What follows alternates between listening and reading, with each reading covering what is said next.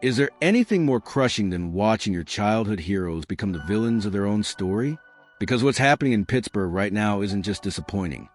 It's downright tragic, and I'm genuinely struggling to find words that capture the sheer devastation of watching one of hockey's greatest dynasties crumble in real time before our very eyes. The Pittsburgh Penguins, a franchise that defined excellence for over a decade, are currently sitting dead last in the Metropolitan Division with the kind of record that makes you question whether this is really the same organization that hoisted 3 Stanley Cups in the span of 11 years. We're not talking about a minor slump or typical growing pains here. This is organizational freefall that's making even the most optimistic fans wonder if the glory days are gone forever. Sidney Crosby, the captain who carried this franchise to unimaginable heights, is now skating for a team that can barely win consecutive games. Think about that for a moment. The man who scored the golden goal in Vancouver, who lifted 3 Stanley Cup trophies above his head, who redefined what it means to be a leader in professional hockey, is now watching his legacy get tainted by an organization that seems incapable of surrounding him with competitive talent. The numbers tell a story that's almost too painful to recite. Through the first quarter of the season, Pittsburgh has managed just 6 wins while suffering 14 devastating losses. That's not rebuilding territory. That's complete organizational dysfunction disguised as competitive hockey. For a fan base that's been spoiled by championship parades and playoff heroics, watching their team get outplayed night after night has become an exercise in masochism. What makes this collapse even more heartbreaking is how predictable it was for anyone paying attention.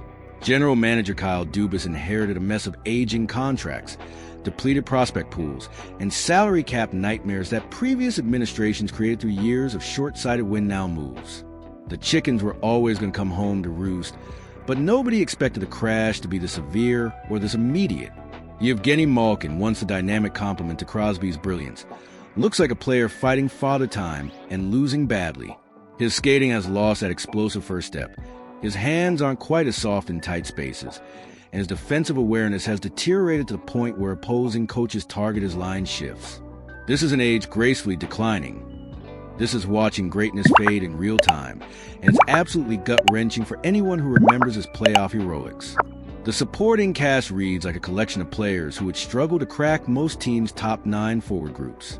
Rickard Rakell, Brian Rust, and the rest of the veteran crew are putting up numbers that suggest they're either completely disengaged or simply overmatched by the pace of modern NHL hockey. These aren't players who can elevate their games when circumstances demand excellence. They're passengers on a sinking ship who seem content to collect paychecks while the franchise burns around them. But the most damaging aspect of this disaster isn't the present-day struggles. It's the complete absence of hope for the future. Pittsburgh's prospect pipeline is barren. Their draft cupboard is nearly empty, and their salary cap situation makes meaningful improvements practically impossible. Dubas is essentially trying to perform emergency surgery with plastic utensils, and the patient is bleeding out on the operating table.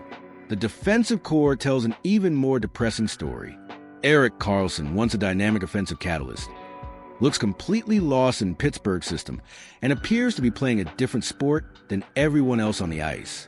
His defensive positioning is questionable at best. His decision-making with the puck has become erratic, and his massive contract represents exactly the kind of albatross that prevents teams from making necessary changes. Chris Letang, the longtime stalwart who's been Crosby's defensive partner through multiple championship runs, is showing everyone his 37 years and then some. The speed of the game has passed him by, and his once reliable two-way play has deteriorated into a liability that opposing teams actively exploit during crucial game situations. The goaltending situation might be the most concerning element of all. Tristan Jarry has shown flashes of competence, but lacks the consistency needed to steal games for an undermanned roster. When your team needs Vezina-caliber goaltending just to remain competitive, and you're getting backup-level performance, the mathematical equation becomes impossible to solve.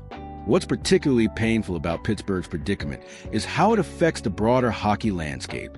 Crosby and Malkin represent the last connection to an era when skilled playmakers could dominate games through pure hockey intelligence and creativity. Watching them struggle in a bottom-feeding organization feels like witnessing the end of an entire generation of hockey excellence. The coaching staff, led by Mike Sullivan, deserves credit for maintaining professionalism amid chaos. But even the best tacticians can't overcome talent deficiencies this severe. Sullivan's system relies on speed, transition play, and defensive responsibility. 3 areas where Pittsburgh currently ranks among the league's worst performers. He's essentially trying to run NASCAR strategies with horse and buggy equipment. The trade deadline implications are staggering to consider. If Pittsburgh continues this level of futility, they'll face impossible decisions about their legendary core players. Do you trade away franchise icons for future assets? Or do you ride their contracts to bottom while hoping for miraculous turnarounds that seem increasingly unlikely with each passing game? For fans who remember the electricity of playoff runs, championship celebrations, and legendary performances, watching this slow-motion disaster unfold represents the cruelest form of sport heartbreak. These aren't just losses on the scoreboard. They're the systematic destruction of everything that made Pittsburgh hockey special for nearly 2 decades. The salary cap restrictions mean there's no quick fix coming. Pittsburgh can't simply spend their way out of this hole like they might have in previous eras.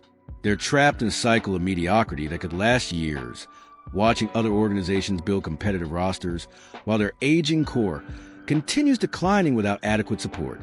Perhaps the most tragic element is how this affects Crosby's legacy considerations.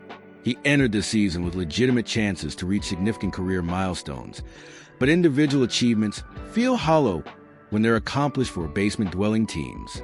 The captain deserves better than watching his final prime seasons wasted on rosters that can't compete at professional hockey's highest level.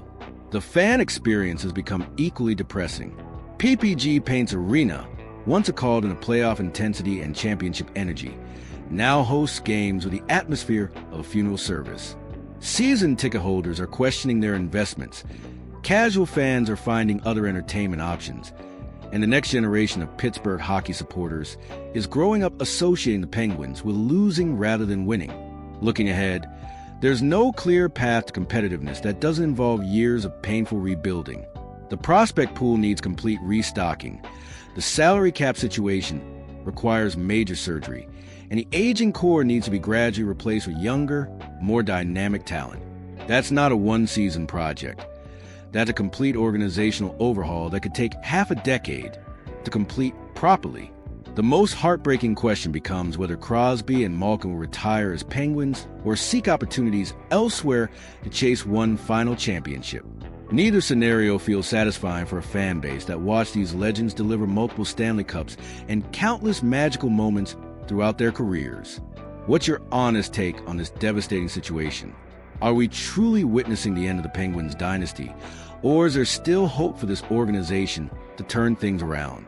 Share your thoughts in the comments, because sometimes discussing sports heartbreak helps us process what we're witnessing. And don't forget to hit that like button if you believe great franchises deserve better than the organizational negligence that's destroyed Pittsburgh's competitive window.